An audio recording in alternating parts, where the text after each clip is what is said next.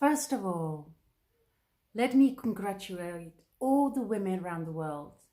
Today is International Women's Day, and I see you, I honor, and I support you. Beautiful women, it's for you. Today's topic is powerful women in toxic relationships. Are you finding yourself walking on eggshells ever so quietly in your household? While when you go to your work, you are a powerful woman, everyone is listening to you, you have teams, you delegate, you meet deadlines. So what happens in the process of being at work and then going to your home? You open the door to your household and something changes.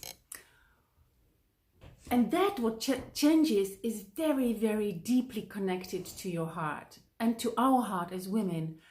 How I know it, I used to be one of those women who would work in a corporate society. And when I would go home, I was in a toxic relationship. But the trick is, I didn't know it. I knew it only years later when my cup, I drink this cup, but this cup was full and the last drop, I exploded.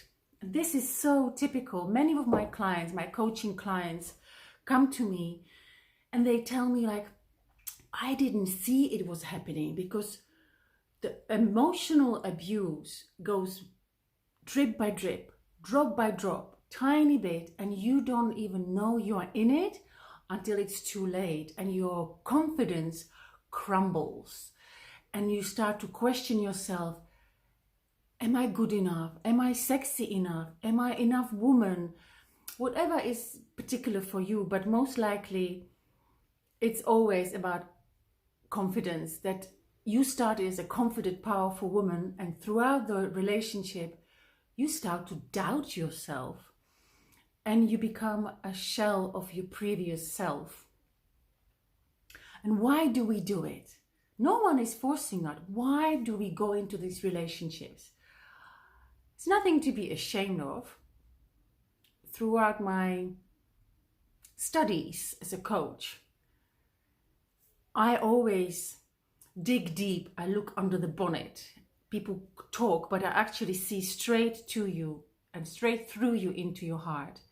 And what is the biggest reason why we do many things, and especially ending up in a toxic relationship? Because we want to be loved so much, desperately to be loved. And often we accept a partner who is a less than and is abusive, manipulative, addiction, because we want to be loved and we accept that man or a woman.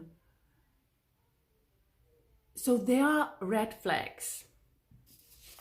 I'm prepared. I have my list. So once you're in a toxic relationship, the only way you can get out is to start to build your confidence. And it is highly impossible that you can do it by yourself. I would put hand on my heart and say, there's always a need of a good coach. A coach, not a therapist, a coach who would coach you towards your goal. If you are not in a toxic relationship, or you have been and you want to avoid getting stuck in the future, let me tell you 10 steps or 10 red flags you can avoid. So let's say it's a heterosexual relationship. We talk about guys for this particular exercise. So quick guide how to avoid toxic relationship. If he's in a mess, financially or health-wise, like is he eating badly, drinking too much, not really looking after himself or his household, then you can question his responsibility. How is he going to be in his life altogether? Second one, if he's telling you excessively how much he loves you on the second or third date, I can't live with you, that's a signal he could be manipulative person. Third thing, he's overly controlling. when he starts telling you, oh, you shouldn't go out with this girl, and no, you shouldn't go with those friends, you know, they are not good influence on you. He starts to slowly tell you what you can do and you cannot do. And he tries to isolate you from the rest of the world and keep you to himself. Too much time with one person. Also, notice if the person is having excessive mood swings, like really happy and then very moody the next day. I used to have a partner who would be, how do you call it? He would be the apple, no, that's not it. He was the center of attention when we would go to a party. And he would laugh and sing and joke. He'd be really amazing. But once he got home, he was very introverted and depressive and moody. And no one knew the other side apart from me. Well, I learned my lesson now. And then, you know, it gets worse. Like if people argue and they say it's always your fault, they are not prepared to look at themselves and say, sorry, actually, I screwed up. It's my fault, or I didn't know how to act. If they always blame you for things, that's also a sign of a toxic relationship. The worst is, of course, if they will insult you and disrespect your wishes. I don't particularly mean in a sexual way, but you explain something that you want things to go that way or why you don't want things to happen like that, and they keep doing it again and again and again. So I'll give you an example, which is very small, but it drove me completely nuts. I had a boyfriend and he would always come downstairs and he said, hey, what's for breakfast? That sentence drove me bananas, because in my feminine mind, I could recollect all the ancestors, all the suppressed females and women around the world who were slaving in order to serve a man. And that sentence ignited my fire. And I told him, please don't say that, because that upsets me. And he would say it every single day, again and again, until we fucking broke up. So, yes, check who you are with right now. Do you feel the person respects you?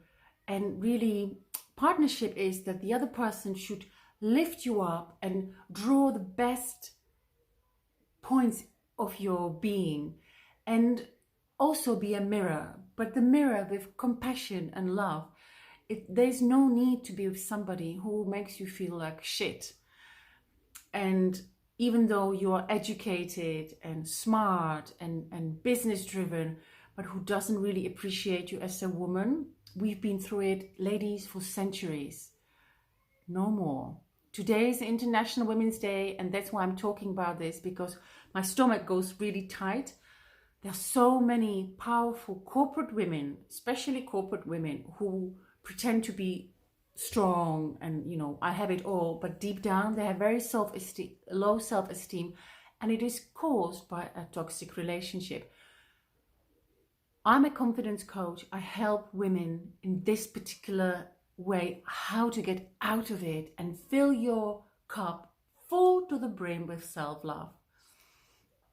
I invite you to experience a safe and profound moments. If you don't have a coach, get together with high vibing women, share, and don't be afraid to speak out. It took me such a long time, and that's why I'm speaking out now, to inspire other women. If you have nobody to speak to, you can always speak to me, because I'm here to help you and to serve you. I wish you a beautiful, beautiful, beautiful day. I want to share something with you. This is what I got from my 8-year-old daughter. She said she's going to go and get sweeties.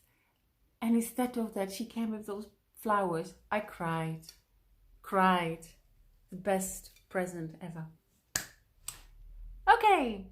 Have a beautiful day. If you're watching a replay, drop me a replay if you have questions, or if you want to speak to me confidentially about anything that's going on in your life, you're very welcome. Have a wonderful day.